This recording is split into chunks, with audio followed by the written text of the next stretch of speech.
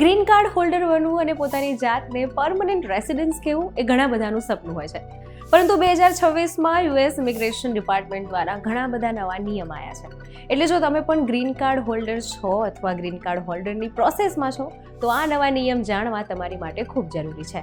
આજના વિડીયોમાં જાણીશું કયા નવા ચેન્જીસ થયા છે, ટ્રાવેલ પ્રોસેસ શું છે, રિન્યુઅલ માટે શું કરવાનું છે અને કયા એ 5 મેજર ચેન્જીસ છે જે ગ્રીન કાર્ડ હોલ્ડરે સમજવા અને જો તમે ગ્રીન કાર્ડ હોલ્ડર માટે ફાઇલ કરી રહ્યા છો તો તે માટે પણ જરૂરી છે.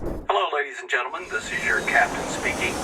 We'll be landing in the airport in just a few minutes. Hello, this is Janvi Pandya. Way to વિદેશના આજના વિડીયોમાં જાણીશું ગ્રીન કાર્ડ હોલ્ડરે કઈ 5 બાબતનું ધ્યાન રાખવું જરૂરી છે. સૌથી મોટો બદલાવ એ છે કે હવે USCIS ડિપાર્ટમેન્ટ, ઇમિગ્રેશન ડિપાર્ટમેન્ટ હવે વધારે ચેકિંગ પર ધ્યાન આપી રહ્યું છે અને એટલું જ નહીં, તમારી બેકગ્રાઉન્ડ પાસ હિસ્ટ્રીને પણ એટલું જ ચેક કરી રહ્યું છે. રિન્યુઅલ પ્રોસેસ, રીએન્ટ્રી વધારે સ્ટ્રિક્ટ બની છે અને past legal issues, compliance, immigration history અને સોશિયલ મીડિયા એક્ટિવિટી પણ વધારે રિવ્યૂ થઈ શકે છે. બીજો બદલાવ તમારી લોંગ ટ્રાવેલ હિસ્ટ્રી પર જોડાયેલો છે. જો તમે લોંગ ટ્રાવેલ કરો છો તો ત્યાંના ઓફિસર્સ તમને પ્રશ્ન કરી શકે છે. યુએસ લો પ્રમાણે ગ્રીન કાર્ડ હોલ્ડર 6 મહિનાથી વધારે સમય બહાર રહે છે તો રીએન્ટ્રી પર ઓફિસર્સ પ્રશ્ન પૂછી શકે છે અને જો 1 વર્ષથી વધારે સમય કોઈ ગ્રીન કાર્ડ હોલ્ડર વાળો વ્યક્તિ બહાર રહે છે તો રીએન્ટ્રી માટે પરમિટ હોવી પણ જરૂરી છે. કારણ કે 2026માં રીએન્ટ્રી એન્ફોર્સમેન્ટ પર વધારે કામ થઈ રહ્યું છે USCIS ડિપાર્ટમેન્ટ દ્વારા. ગ્રીન કાર્ડ રિન્યુઅલ પ્રોસેસ માટે I-90 ફોર્મ તો છે જ, પરંતુ એ સાથે તમારા બધા જ ડોક્યુમેન્ટ્સ, કમ્પ્લાયન્સ, ટેક્સ ફાઇલ પણ વધારે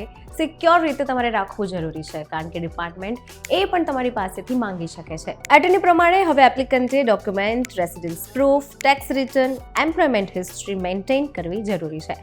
રિન્યુઅલ માટે હવે કેઝ્યુઅલ અપ્રોચ રાખવું ચિંતાનો વિષય બની શકે છે. અમેરિકન ઇમિગ્રેશન એજન્સી હવે નેશનલ સિક્યોરિટી પર વધારે કામ કરી રહી છે. એ માટે કમ્પ્લાયન્સ તમારે પ્રોપર રાખવું ખૂબ જરૂરી છે. ઇમિગ્રેશન ડિપાર્ટમેન્ટ ફ્રોડ ડિટેક્શન પર વધારે ફોકસ કરશે, એટલે સ્ટ્રક્ચર કમ્પ્લાયન્સ પર ધ્યાન રાખવું પણ જરૂરી છે. આ સાથે ગ્રીન કાર્ડ હોલ્ડરે પ્રોપર ટેક્સ ફાઇલ કરવી અને ગ્લોબલ ઇન્કમ રૂલ સમજવા પણ જરૂરી છે. અને જો કોઈ ગ્રીન કાર્ડ હોલ્ડર વાળું વ્યક્તિ ઇન્ડિયામાં લોંગ સ્ટે માટે આવે છે તો રી એન્ટ્રી માટેની પરમિટ પણ હવે વ્યક્તિ પાસે હોવી ખૂબ જરૂરી છે. કારણ કે જો લોંગ ટર્મ તમે ઇન્ડિયામાં આવો છો અને પછી ફરી ત્યાં જાઓ છો તો તમને ત્યાંના ઓફિસર્સ રીએન્ટ્રી માટેના પ્રશ્ન કરી શકે છે અને જો તમારી પાસે રીએન્ટ્રીની પરમિટ નહીં હોય તો તમારું ગ્રીન કાર્ડ રિન્યુઅલ પ્રોસેસ પણ થઈ શકે છે. આ સાથે સૌથી મહત્વની વાત એ છે કે હવે SBA લોન જે છે તે માત્ર US સિટીઝનને જ મળશે. એટલે તમારી પાસે ગ્રીન કાર્ડ ભલે છે, તમને સિટીઝનશીપ ભલે મળી ગઈ છે, પરંતુ હવે સ્મોલ બિઝનેસ એડમિનિસ્ટ્રેશનની લોન માત્ર USના નાગરિક પૂરતી જ રાખવામાં આવી છે.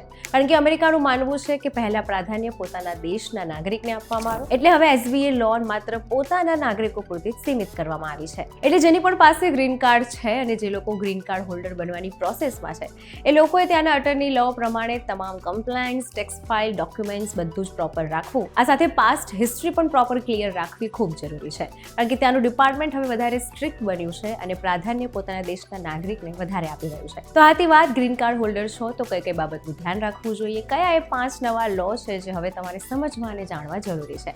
આવા જ ઇન્ફોર્મેટિવ વિડીયોઝ માટે જોડાયેલા રહો VTV ડિજિટલ સાથે.